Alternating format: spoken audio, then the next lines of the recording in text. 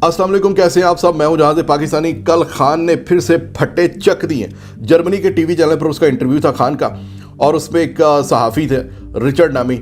उसने ऐसे सख्त किस्म के सवालात किए, ऐसे सख्त सवालात जो आज तक मैंने खैर खान के साथ होते नहीं देखे, लेकिन उसके जवाब में क्या तसल्ली करवाई है।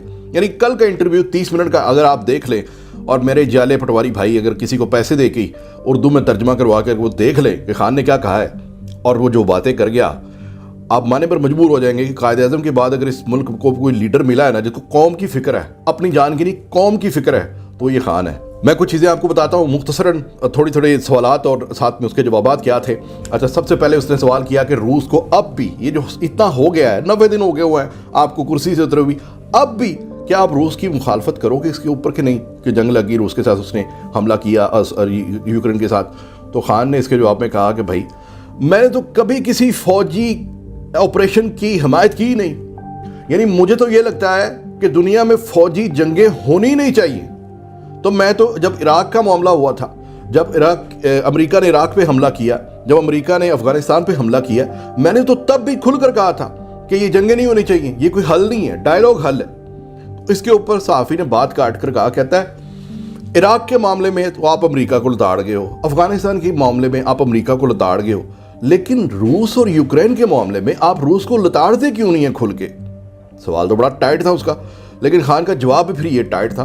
कहता है जब वो बातें मैंने की थी तो मैं एक पाकिस्तानी शहरी था जिसके साथ अफगानिस्तान लगता था, और अफगानिस्तान में जो जो हुआ उसका असर मेरे मुल्क पे पड़ता था। तो एक शहरी होने के नाते मैं कुछ भी बोल सकता था, लेकिन अब मैं एक प्राइम मिनिस्टर था, एक वजीर आज़म जिसने 22 करोड़ लोगों का ठेका लिया है कि उनका फ़ायदा सोचना है, उनको फ़ायदा देना है। तो मैं किसी की जंग में ऐसे किसी मुल्क के ऊपर क्यों खुलकर उनकी मुखालफत करूं कि जिनसे मैंने गंदम खरीदनी हो, जिनसे मैंने पेट्रोल खरीदना हो, जिनसे मैंने गैस खरीदनी हो, यानी और भी कई ऐसी चीज़ें हैं। तो मैं इस तरह का किसी की जंग का हिस्सा क्यों बनूं। तो मैंने एक बड़ा न्यूट्रल सा रहने का ऐलान किया कि भाई मैं न्यूट्रल हूँ, मैं इसके बारे में ना उनकी हिमायत करता हूँ ना उनकी हिमायत करता हूँ, ना उनकी मुखालफत करता हूँ ना उनकी मुखालफत करता हूँ। अच्छा, इसके ऊपर उसने कहा जी कि आप गए और जंग लग गई, आपको पता था, तो आप क्यों गए।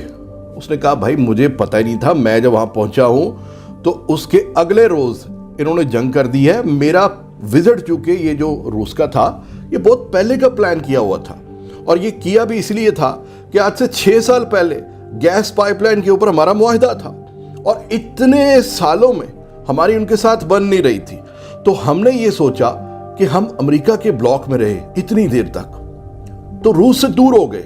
अब दुनिया रूस से फ़ायदा उठा रही है, सस्ता तेल, सस्ती गैस और सस्ती गंदम दुनिया खा रही है, लेकर दुनिया इस्तेमाल कर रही है, तो पाकिस्तान क्यों नहीं। आखिर मतलब हम किसी के गुलाम हैं। अच्छा, इसके जवाब में उसने कहा कि जी 2 दिन पहले तमाम टीवी चैनल पर खबरें आ गई थी कि जंग लगने वाली, आपको वो अपना विजिट कैंसिल कर देना चाहिए था। क्या इस बात के ऊपर आपको कोई मतलब अफसोस है कि आपने वो विजिट किया। उसने कहा अगर मुझे पता होता कि ये मैं जाऊंगा और जंग लग जाएगी तो मैं ये विजिट पोस्टपोन कर देता, कैंसिल कर देता, मैं नहीं जाता, क्योंकि मैं किसी भी जंग का हिस्सा कभी भी नहीं बनना चाहता। खान ने इसके ऊपर ना कश्मीर की बात करना चाहिए, क्योंकि बार बार रिचर्ड जो है वो एक ही बात कर रहा था, रट लगाई हुई थी उसने कि आप यूक्रेन की हिमायत में बोले और रूस की मुखालफत में बोले। तो फिर खान ने कहा कि यार देखो, जब कश्मीर की बात आती है, अभी वो लफ्ज़ कश्मीर उसके मुंह से निकला ही था कि रिचर्ड साहब को जैसे आग लग गई हो। रिचर्ड साहब ने फौरन नहीं खान साहब नहीं, आप ये ना बात करें। उसने कहा नहीं, मैं यही बात करूं। उसने कहा नहीं, ये मसला प्रोग्राम जो है ये कश्मीर के ऊपर नहीं है। उसने कहा नहीं, मैं इसको करूंगा। फिर उसने कहा नहीं, देखें खान साहब। यानी आज तक मैंने खान को किसी की बात काटते हुए नहीं देखा, जिस तरह से मैंने इस इंटरव्यू में आप देखेंगे कि कोई 10 बार कोशिश की उसने, और 10 बार उसने चुप कराने की कोशिश की, तो फिर भी खान साहब ने दिल में रख ली बात। अगले जुमले में वो जो बैंड बजाई, फिर कश्मीर के ऊपर अपना मौक़िफ़ पूरा बोला। अच्छा, उसमें फिर ये चीन की बात करने लग गया। कहता है कि चीन जो है आपके साथ दोस्ती उसकी है, आप उसे रोल मॉडल के तौर पे कहते हैं कि जी चाइना एक रोल मॉडल है। تو آپ کو نہیں لگتا کہ چائنا جو ہے وہ ایک ابھی سی پیک کا جال بچھا کے تو وہ تو آپ کے اوپر ایک قسم کا قابض ہو گیا ہوا ہے، اس کی نظریں آپ کی ہر چیز کے اوپر ہیں، تو آپ کو ان چیزوں سے خوف نہیں آتا کہ چائنا کل کو آپ کے اوپر قبضہ کر لے گا؟ تو خان صاحب نے کہا کہ ہم چائنا کے ساتھ شروع سے، چائنا ہمارا دوست ہے اور ہم نے کبھی بھی ایسا کچھ محسوس نہیں کیا، بلکہ ہماری دوستی جو ہے وہ اس کا معیار اور ہے۔ انہوں نے کبھی آج تک ہمیں کسی بات کے اوپر فورس نہیں کیا کہ آپ ہمارے دوست ہیں یا آپ نے ہم سے پیسے لیے ہیں تو آپ یہ کریں وہ کریں، ہمارے بہاف پہ ہماری ان کے ساتھ ہر قسم کی کوارڈینیشن ہے۔ تو میں اس لیے یہ سب جو ہے باتیں یہ آپ افواہیں ہیں، میں ان کے اوپر بلیو نہیں کرتا۔ اس کے اوپر فوری طور پر اس نے کہا نہیں چین میں دیکھیں نا مسلمانوں کے ساتھ کیا ہو رہا ہے، مسٹر ریچرڈ نے کہا کہ چین میں دیکھیں مسلمانوں کے ساتھ کیا ہو رہا ہے۔ تو خان صاحب نے پھر سے یہ کہا کہ یار یہی بات میں کرنا چاہتا ہوں کہ کشمیر میں دیکھو کیا ہو رہا ہے مسلمانوں کے ساتھ۔ تو یہاں پہ خان صاحب نے پھر یہ نا جملہ پورا کیا، انہوں نے کہا کہ کشمیر کے اوپر آپ بولتے ہو کیونکہ آپ لوگوں کے تمام ممالک جو ہیں آپ کے کہیں نہ کہیں مفادات ہیں ہندوستان کے ساتھ، کہ ہندوستان میں بڑی ٹریڈ ہے، تو اس وجہ سے جب آپ کشمیر پہ چپ رہ سکتے ہو تو ہمیں بھی تو حق ہے کہ ہم جہاں پر ہمارے مفادات ہوں ہم وہاں پر چپ رہیں۔ تو یہی بات ہم کر رہے ہیں کہ اگر آپ کشمیر پہ خاموش ہیں، اگر آپ فلسطین پہ خاموش ہیں، تو پھر ہم بھی یوکرین پہ خاموش تو رہ سکتے ہیں، ہمیں حق کیا پورا؟ میرے 22 کروڑ لوگ، اگین وہی بات، بار بار وہ شخص بات یہی کر رہا تھا خان کہ یہ میرے مفادات نہیں، میرے لوگوں کے مفادات ہیں، میرے ملک کے مفادات ہیں، کہ میرے حساب سے پاکستان کا اگر مستقبل ہے تو وہ روس کے ساتھ ہے، یعنی ہم وہاں سے ٹریڈ کریں، ہم امریکہ کی بجائے یا ہم دوسرے ممالک سے جہاں مہنگی چیزیں ہمیں ملتی ہیں ہم سستا اپنا فائدہ دیکھیں کہ ہمارا کس کے ساتھ فائدہ ہے۔ پھر وہی بات اس نے کہی کہ ریچرڈ نے کہی کہ جی آپ امریکہ پر کیوں الزام لگاتے ہیں کہ آپ کی حکومت امریکہ کی وجہ سے گئی؟ تو خان صاحب نے پھر وہ ساری بات بتائی جو وہ ہمیشہ بتاتے ہیں کہ یہ کڑیاں مل رہی تھی، جو سائفر آیا، پھر اس سائفر کی حقیقت کیا تھی، پھر وہ دھمکی دی گئی، پھر وہ ہمارے بندے چھوڑ کے چلے گئے ہمیں، وہ ساری بات اس نے بتائی۔ یہ بات بھی اس نے پوری نہیں ہونے دی اور کاٹ کے اس نے کہا، کہتا ہے میرے خیال سے تو مجھے یہ لگتا ہے، یعنی ہمیں یہ لگتا ہے باہر بیٹھی دنیا کو، کہ آپ کا اسٹیبلشمنٹ کے ساتھ کوئی لفڑا ہے، کوئی مسئلہ ہو گیا اور ان کے ساتھ آپ کی انڈرسٹینڈنگ ایک تھی وہ ختم ہو گئی، انہوں نے آپ کو نکال دیا ہے۔ کیا آپ کو نہیں لگتا؟ تو خان نے اس بات کا جواب جو ہے نا وہ گھما دیا، یہ بات گھما دی اور واپس وہی بات کنٹینیو کر دی جو وہ کر رہے تھے۔ دوبارہ اس نے یہ بات کی، اس نے کہا آپ کو نہیں لگتا پاکستان میں فوج زیادہ طاقتور ہے اور اسٹیبلشمنٹ کی زیادہ طاقت ہونے کی وجہ سے یہ معاملات اس طرح کے ہوتے ہیں، تو آپ کو سرٹنلی امریکہ نے نہیں آپ کی فوج نے ہٹایا۔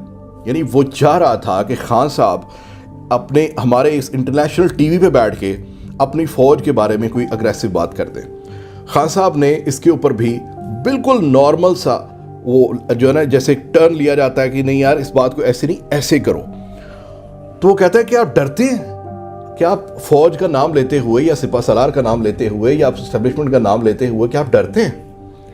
اس کے جواب میں خان نے کہا کہ دیکھو ریچرڈ، میرے ملک کو ایک طاقتور فوج کی ضرورت ہے، ایک طاقتور آرمی میرے ملک کی اہم ضرورت ہے۔ یہ وجہ ہے کہ ہم یہ چیزیں نہیں کرتے، کیونکہ جب ہم اپنی فوج کو کمزور کریں گے تو ہم اپنے ملک کو کمزور کریں گے۔ یہ بات جو آخر میں یہ جو تھی نا، یہ انٹرویو کے آخری مراحل تھے، اس بات پہ میری آنکھیں نم ہوئی تھیں کہ یار یہ کیسا شخص ہے۔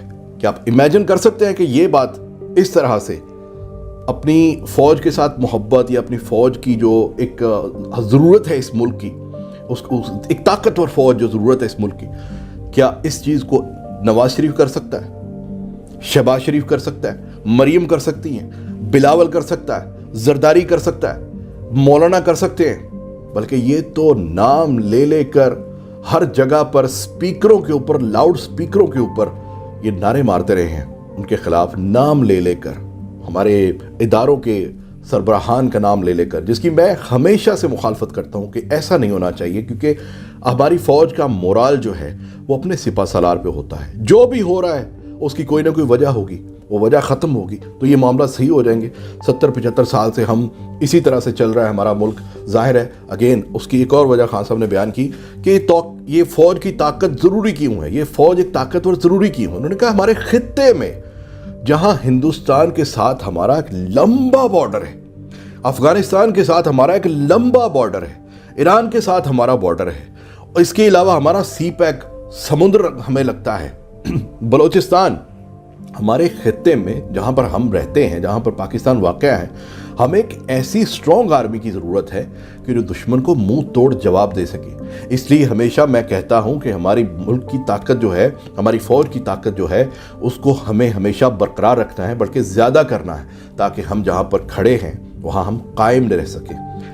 पॉइंट ये है दोस्तों कि आज भी इस इंटरव्यू में और भी कुछ बातें मैं मिस कर भी गया होऊंगा। बहुत ऐसे पॉइंट्स हैं कि जहाँ पर आप अगर देखेंगे the way he was answering mister Richard, जिस तरह से जवाब दे रहा था वो खान साहब दे रहे थे मिस्टर रिचर्ड को, तो मिस्टर रिचर्ड भी समझ गया होगा कोई किससे बात कर रहा है। वो एक लीडर से बात कर रहा है, वो किसी इंडिविजुअल से बात नहीं कर रहा, किसी फॉर्मल पॉलिटिशियन से बात नहीं कर रहा कि यार हाँ ये एक आम सियासतदान है। नहीं, वो एक लीडर है और उसने साबित किया है खान साहब ने कि इस मुल्क के लिए वो अपनी जान को दांव पे लगा के बैठे हुए हैं। बाकी फिर मैं गुजारिश करूंगा एंड पे कि आप इंटरव्यू खुद ज़रूर देखें, अपने बच्चों से, अपने भाई से, दोस्तों से, किसी से भी उसके तर्जमा करवा लें, उनसे कहें यार मुझे साथ साथ बताते जाओ कि खान साहब उसका जवाब क्या दे रहे हैं।